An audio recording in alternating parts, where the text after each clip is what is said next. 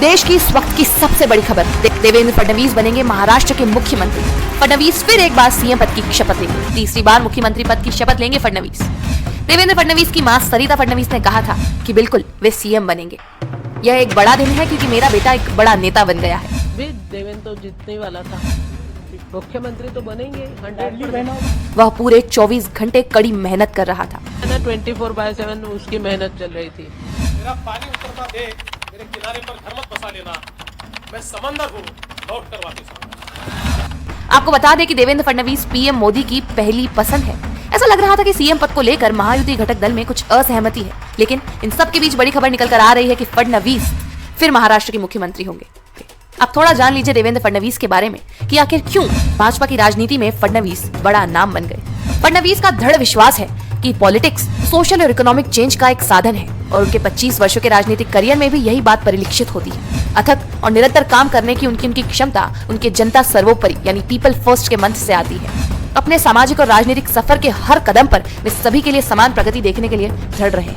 देवेंद्र गंगाधर राव फडणवीस जन्मे थे 22 जुलाई 1970 नागपुर में। फडणवीस नागपुर के एक मध्यम वर्गीय प्रगतिशील परिवार से आते हैं और उनका एजुकेशनल बैकग्राउंड इंक्लूड करता है graduate degree in law, post graduate degree in business management और एक diploma in project management from DSE पोर्टले।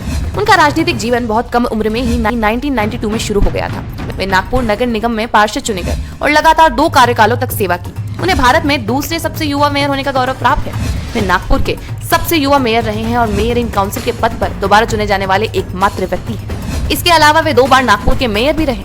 उसके बाद वे लगातार 5 कार्यकालों तक महाराष्ट्र विधानसभा के विधायक चुने गए। उन्हें जननेता के रूप में पहचान मिली है। भारतीय जनता पार्टी में संगठनात्मक मोर्चे पर वे वार्ड संयोजक के पद से भाजपा महाराष्ट्र के अध्यक्ष के पद तक मजबूती से आगे बढ़े।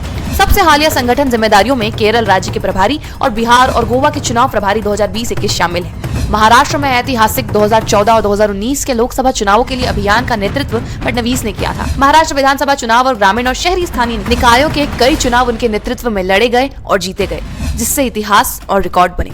विधानसभा के सदस्य के रूप में वे अपनी जोशीली और बौद्धिक डिबेट्स के लिए जाने जाते हैं। राजकोषीय मुद्दों पर उनकी समझ की सभी दलों द्वारा सराहना की जाती है। वे विधानमंडल की विभिन्न विषय समितियों, स्थायी समितियों और संयुक्त चयन समितियों के सदस्य के रूप में कार्य कर चुके हैं। वे राष्ट्रमंडल संसदीय संघ के सर्वश्रेष्ठ सांसद पुरस्कार के प्राप्तकर्ता भी हैं।